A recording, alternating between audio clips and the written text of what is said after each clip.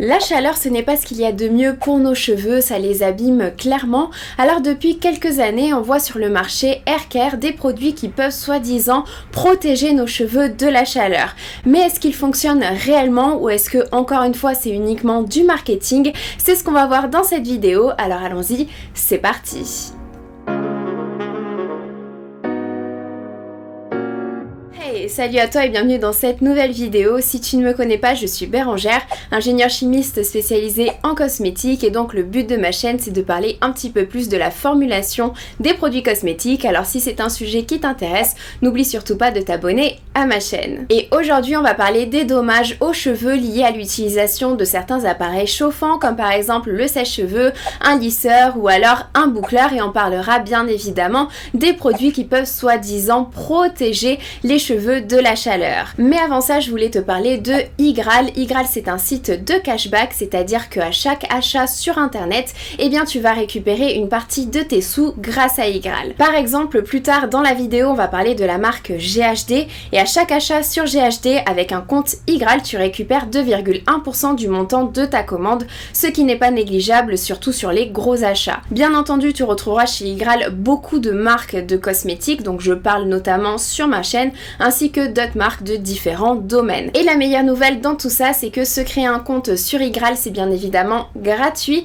et si tu utilises mon lien d'affiliation que je t'ai mis directement en description de cette vidéo, tu auras directement 10 € de crédité sur ton compte Igral à la place des 3 € habituellement, donc n'hésite pas à regarder ça. Pour en revenir aux appareils chauffants, l'utilisation de sèche-cheveux, lisseurs ou alors boucleurs ou alors d'autres appareils qui utilisent de la chaleur, ils peuvent abîmer les cheveux de 3 façons. Premièrement, la chaleur peut affaiblir et détruire les protéines de nos cheveux, donc notamment la kératine, qui donne de la force et de l'élasticité à nos cheveux. Donc forcément, si on la détruit, eh bien on aura des cheveux qui sont beaucoup plus cassants. Deuxièmement, la chaleur peut également abîmer les pigments de nos cheveux, donc entraîner des décolorations et notamment avoir des cheveux qui auront tendance à jaunir. Troisièmement, la chaleur peut également altérer les lipides qui sont naturellement à la surface de nos cheveux et qui sont essentiels pour la protection, et du coup entraîner des dommages à la surface de nos cheveux, les rendant plutôt rugueux et ternes. Bien évidemment, ces effets sont beaucoup plus importants lorsqu'on expose nos cheveux à des températures supérieures de 130 degrés,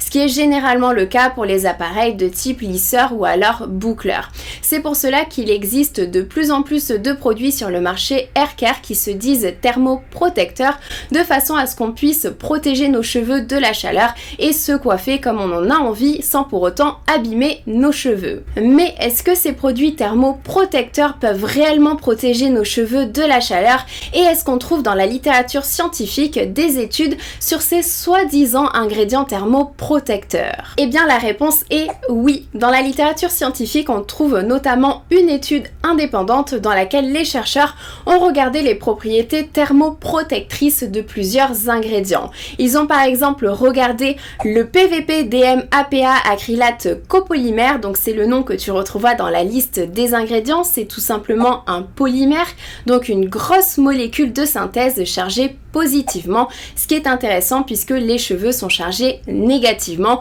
et les opposés s'attirent en chimie, ce qui permet à ce composé de bien se déposer sur nos cheveux. Ils ont également regardé la protéine de blé hydrolysée qu'on appelle également phytokératine, puisque c'est un ingrédient issu de la nature qui est riche en acides aminés comme la kératine, qui est bien évidemment la protéine de nos cheveux. Et pour finir, ils ont également regardé le quaternium 70, qui est ce qu'on appelle un ammonium quaternaire qui possède également une charge positive pour pouvoir se fixer à nos cheveux. Alors pour évaluer les propriétés thermoprotectrices de ces différents ingrédients, les chercheurs ont tout simplement utilisé un fer à boucler qui utilise une température de 132 et de 152 degrés de façon à bien évidemment créer des dommages aux cheveux, et ensuite par diverses techniques d'analyse regarder si ces ingrédients thermoprotecteurs ont bien évidemment diminué les dommages. Et la conclusion de cette étude, c'est que ces 3 ingrédients ont effectivement montré un effet protecteur au niveau des dommages sur les différentes mèches de cheveux qui ont été testées par les chercheurs, et ils ont observé en fait tout simplement une diminution des dommages au niveau de la kératine,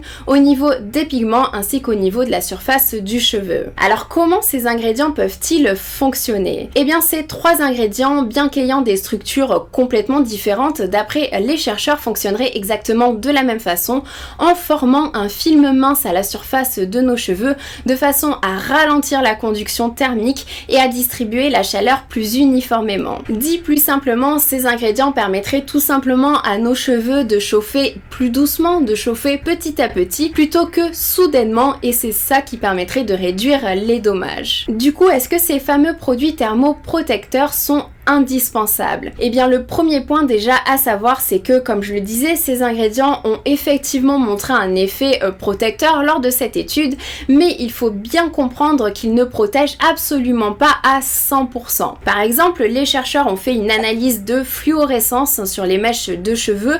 C'est un outil qui est très utilisé pour regarder les dommages, puisque s'il y a une diminution de la fluorescence, cela veut dire que le cheveu est endommagé.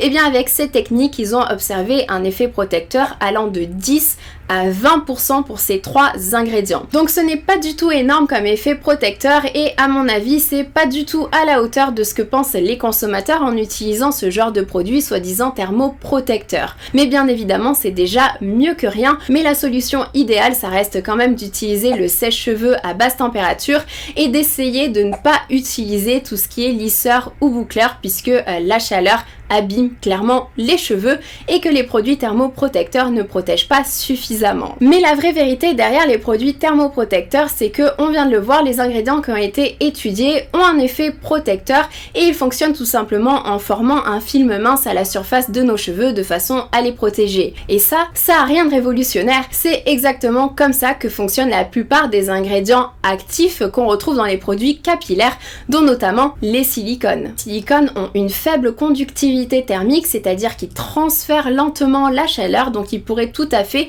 diminuer les dommages, exactement comme les 3 ingrédients qui ont été étudiés dans cette étude. Et c'est d'ailleurs ce que montrent les études d'un fournisseur de silicone qui a regardé cela pour plusieurs silicones qu'on retrouve fréquemment dans nos produits capillaires. Donc il est extrêmement probable qu'il y ait de nombreux ingrédients sur le marché haircare ayant des propriétés thermoprotectrices et qui soient déjà dans tes produits de soins que tu utilises, mais ils ne sont tout simplement pas marketés comme thermoprotecteurs puisqu'ils n'ont pas été étudiés spécifiquement sur ce point-là. Donc en quelque sorte, les produits thermoprotecteurs, ça peut tout à fait être une arnaque marketing de façon à te faire acheter un produit en plus, puisque apparemment les après-shampoings, les masques, les soins qu'on utilise déjà peuvent tout à fait contenir des ingrédients qui ont également un effet protecteur vis-à-vis de la chaleur. Personnellement, je préfère quand même utiliser des produits qui sont indiqués comme étant thermoprotecteurs et sous la forme de spray, puisque ça permet d'avoir un produit qui est ultra léger sur le cheveu par rapport aux crèmes coiffantes par exemple,